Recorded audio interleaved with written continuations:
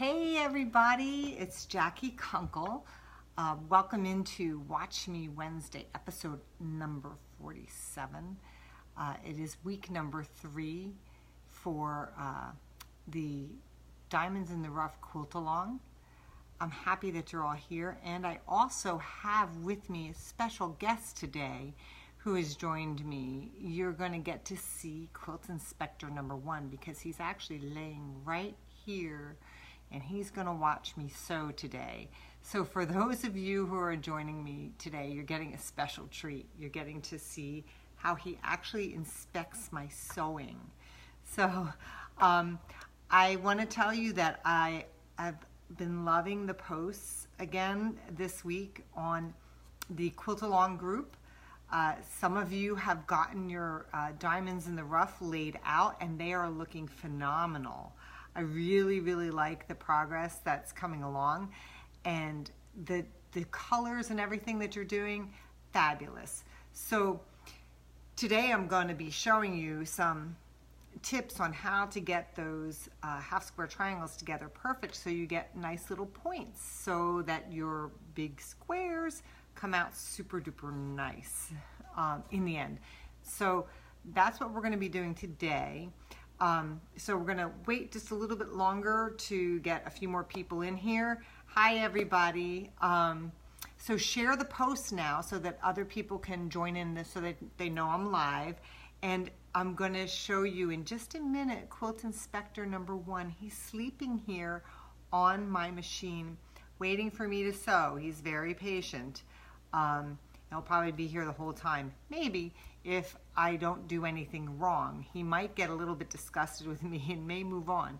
But I have to keep a close eye on him because he could be a little bit fussy with the thread, and I don't want him to chew the thread. So I might have to tell him no a couple times because that's not good for Kitty. And he was sick last week. I don't know if some of you had seen the post that I put up. I had to take him to the vet last week. He's had some recurring issues over the past 3 years, and my husband and I just have learned to see what the signs are. So when we see him feeling this way, we need to get on it real quick and take him to the vet. Luckily, we got him there quick enough, and he is in good shape. He's feeling peppy, and we are so happy because he's back on the job here at Canton Village Quilt Works. So anyway, let's get started.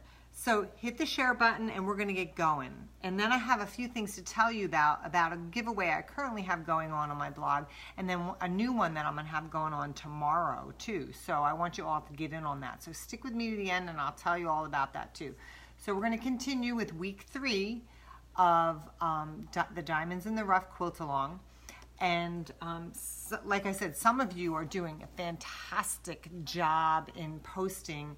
Some of you I know are at the cutting stage, some of you are still at the sewing stage, and some of you are laying out, and that's fine. No matter where you are at the stage, you're doing great because it's not a race. Remember, it's a marathon. We do it at our own pace, no stress. We want to make sure everything's great. Hey, Elizabeth, good to see you. I am so happy that you're okay. That big bear that you took a picture of looked super duper close to you.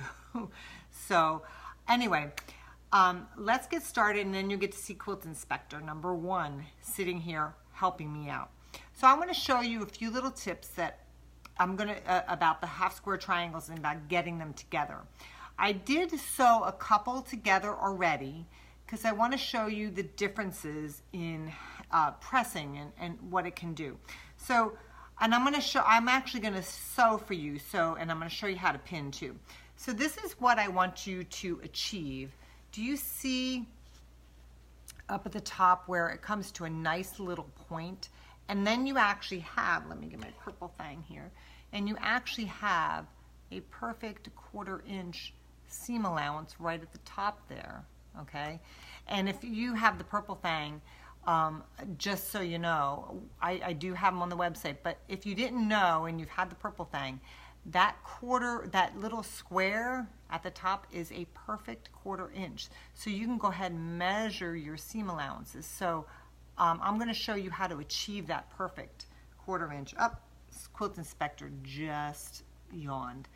Now on this one I pressed the seam to one side, so I pressed it to one side, okay, and then on this one I achieved the same result, okay, but I pressed the seams open, okay. So it's a choice for you, it's a personal choice. Oh, no, he's looking, see, this is my Quilt Inspector, he's looking for the, oh, come here. No, he's looking for the thread. There he is. He's awake and alert now. He might leave us because I'm not going to let him touch the thread. Come here. Lay down, Quilt Inspector number 1. Come on. Say hi to everybody. There's my boy. See? There he is. He's looking at the thread though, and I'm not going to let him go for the thread. You need to lay down, buddy, or get down, okay? Anyway, so I got to keep my eye on him. So sorry about that. Anyway, but what you want to achieve there is that 1/4 inch. See how that little triangle is at the top? That is a perfect 1/4 inch. So I'm going to show you how to do that. So I'm going to put these aside. I'm going to turn the camera down so that you can see what I'm doing. I sewed, well, let me go down here first so you can see what I did. Okay, so here's one of my sections on the diamonds in the rough. So you can see it here. Okay, so when you start joining your diamonds in the rough, you're going to join it by row. This going across, going across, going across. So you're going to look at that layout. No, buddy. No. You cannot go for the thread. You're going to need to either get down or lay down, buddy. I'm so sorry that he's interrupting. He was supposed to stay asleep the whole time. Okay, so you're going to join 1 row, join 2 row, join 3 row, all the way across, and then you're going to join row to row. Now, what I did on this is I joined the first one, okay, and I pressed to one side. Now I want to take the second one, I'm going to put it on top, and this is what I want to show you. This is how I make sure that I get those perfect seams. So these, by the way, are my favorite pins, my most favorite pins. If you've ever taken a class from me, you know that these are my favorite pins. They're long and fine. They're clover glass head pins. No, buddy, you need to get down. Oh, Quilt Inspector number 1 is leaving. So these are long, fine pins. I do sell these as well as the Purple Fang on my website, but this is what they are. Okay, I'll put the link for both of these in the video at the end. Okay, so what I want to do to get that perfect point is I want to put the pin in the ditch on one side. So if you can see how I've put it right to the ditch side, so it's in the ditch, and then I want to put it in the ditch on the other piece. So I'm pinning in the ditch because when you did your half square triangles, these are all pressed in the same direction, so they're not going to nest. And you can go ahead and press them back the other way after your layout if you want, but that's not what I want to do. So I pin right in the ditch so it doesn't move. And then what I do is I do take another pin and I put it down here at the end. Okay, so now I'm going to show you what I do to sew that together. So I'm going to take the camera over here so you can see. Okay, so let's get right in there. So what I'm going to do is I have my sewing machine set on needle down, and I also have 50 weight Aurifil thread in here, and I have my 1/4 inch foot on the machine, so because you need to sew at a 1/4 inch seam allowance. Now I'm going to drop that foot down in and the needle down in. I'm going to do a couple stitches until I get right to where that pin is, and then I'm going to slip the pin out because we don't want to sew over the pins. And then I'm going to come along and I'm going to do my 1/4 inch seam allowance. Get to the end, pull the pin out, and then I am going to clip my threads. Okay, so now I'm going to bring the camera back around. All right, so now when you open this up, you get that perfect join there, okay? Now, again, you're going to press either to one side or you're going to press open. So like I showed you before, so you're either going to press to one side or you're going to press open. But stick with one or the other just to be consistent throughout the quilt. So in the first row, you can see I've already pressed this block to one side. So I'm going to press this one the same direction, because by rows, you want to press one row going one direction. So this one's going to be pressed all to the left. My next row will be pressed all to the right, okay? So the other thing I want to point out here too is when you join a blank block or a rectangle, you're going to have this, okay? That's your 1/4 inch seam allowance, okay? So when you go ahead and you're joining the next one to the next row, I'm just going to pin this one because I don't have them all done together. So my seams are going to nest because I pressed to the left one way and pressed to the right the other. Actually, I'll sew through this seam allowance just so you can see. So I have that 1/4 inch seam allowance here. So what I'm going to do is, again, I'm going to sink my pin down in there right at the 1/4 inch on the ditch side. Then I'm going to sink my pin in here again at the 1/4 inch, same place, but on the other row in the ditch side. So my pin, these are nice and super fine. So we want a fine pin because they go in like butter and they don't cause distortion when you turn that down, so your seams stay nice and even. So then I'm going to show you, actually, hang on a second, I got that caught inside the seam allowance. So let me just re-pin this real quick. It got caught inside instead of in the ditch, so my apologies for that. Anyway, so that's what it's gonna look like. So let's come on over here and I'm going to show you a quick little tip here. And you can do this with pretty much anything. So if you want to see if that's a perfect join, you can bring your stitch length up to like a basting length, maybe like 3.0.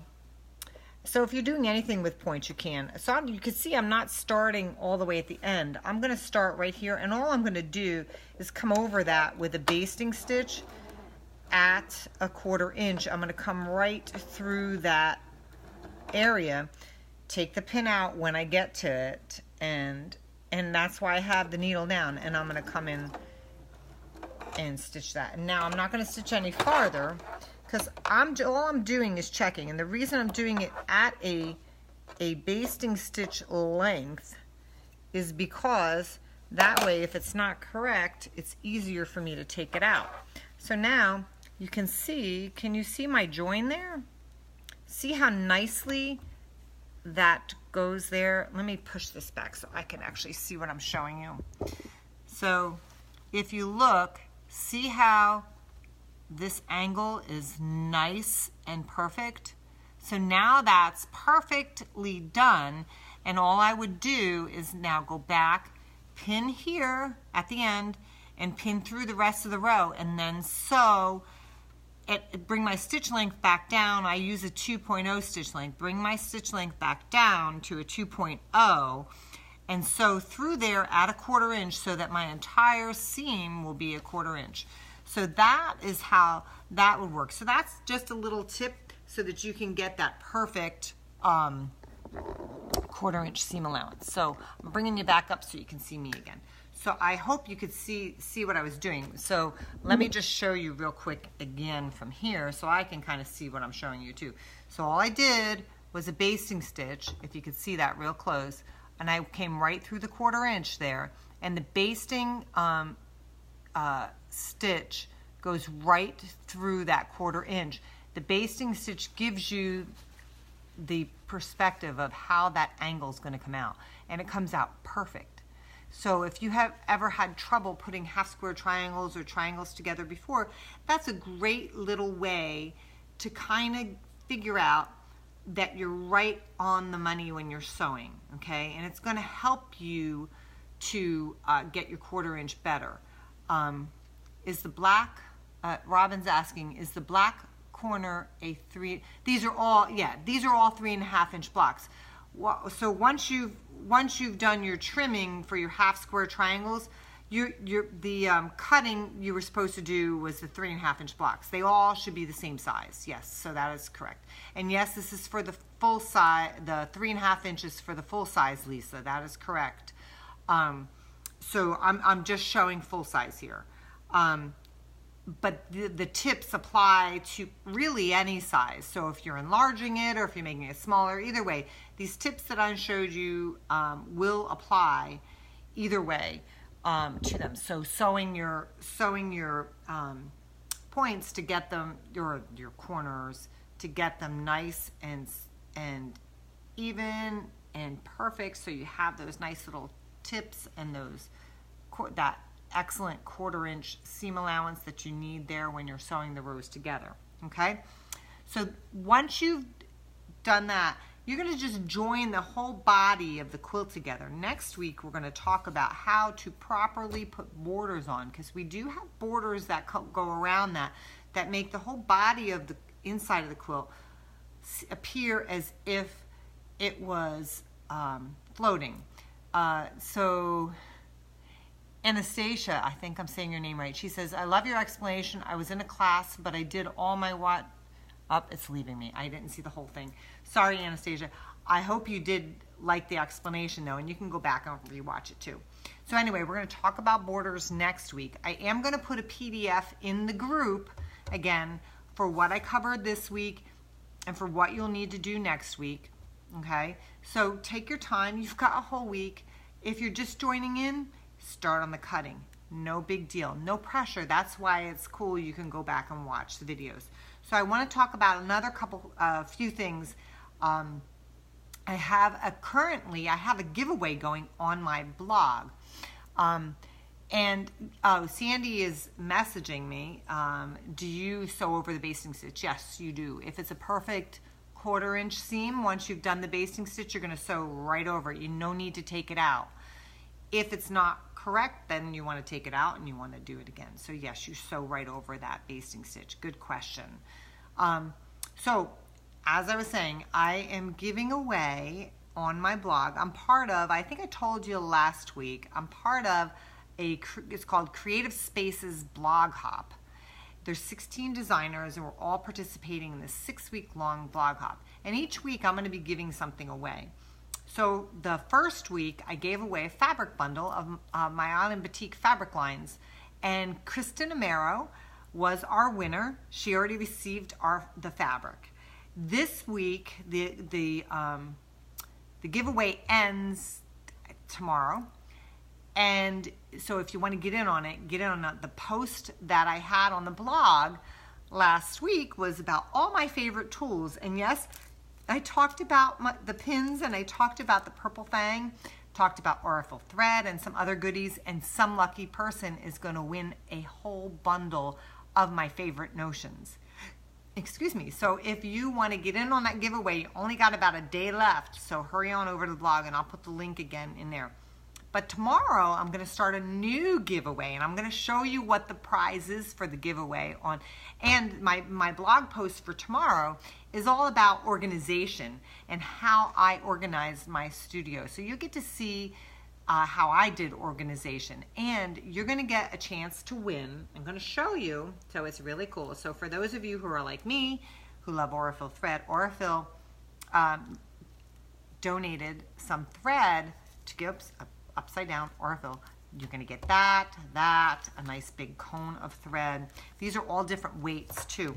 And this, I swear to God, this is probably one of my favorite things, believe it or not, even with the thread in there. These little stickers that say powered by Aurifil, so you can put it on your machine. How cool is that? So you're going to get a sticker, right? Then you're going to get charts, Aurifil thread charts, so you'll always know the colors, and this cool little swag bag celebrating their 10-year anniversary in the United States. So all that stuff will be in the bag. That will be the giveaway for tomorrow's, for next week, and it'll be on my blog. So definitely share the post so that people can get in on it. And also don't forget to go look at the other designers too. They're giving away things, and we have a grand prize giveaway too, which is a die cutter. So you need to enter that. So you need to go find out the details on that. And that is on, I believe it's either on Tammy's or Cherry's blog, but the details are there. So, and I have all the links on my blog post, so you can go to each one of the blogs to check them out. But anyway, so for next week, I will have an upload. I will put the upload for the PDF in the group. So if you're not in our Quilt Alongs with Canton Village Quiltworks group, go there so that you can get the PDF so you know what the homework is. It's basically what I showed you today. You're going to put that body of the quilt together. Next week, we're going to talk about the borders and how to bind it. And then that will wrap up our quilt along. And then eventually we're going to have a vote for the next quilt along too. So keep posting your pictures because I want to see it. They are looking fabulous. I cannot wait to see them all done. Even just the tops, I can't wait to see. And I know some of you are going to be really on it, and you're going to have the quilting done pretty quickly too. But for those of you who are not, don't stress out about it. It's fun. Enjoy the process as you're going along, okay? Anyway, signing off for now, and I hope you guys have a wonderful weekend. Happy quilting, everybody. Take care.